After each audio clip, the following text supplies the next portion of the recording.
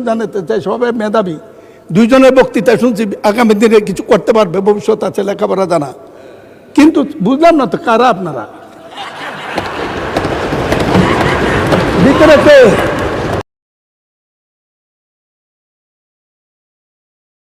খন্দকার মোশাররফ সাহেব আছে।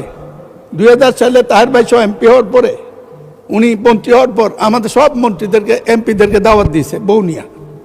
আমি আবার বৌনিয়া কোথাও যাই না, কারণ কোন জায়গায় কে কি বলে দেয় বিপদে পড়বো,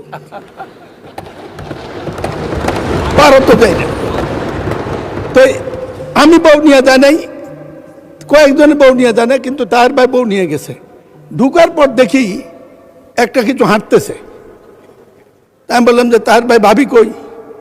কই যে এই যে। আমি বললাম আপনি যে বদলাই আনেন না, এটা কেমনি বুঝবো?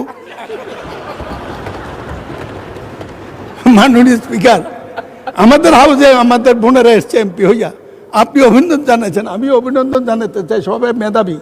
দুইজনের বক্তৃতা শুনছি, আগামী দিনে কিছু করতে পারবে, ভবিষ্যৎ আছে, লেখাপড়া জানা। কিন্তু বুঝলাম না তো কারা আপনারা, ভিতরে কে?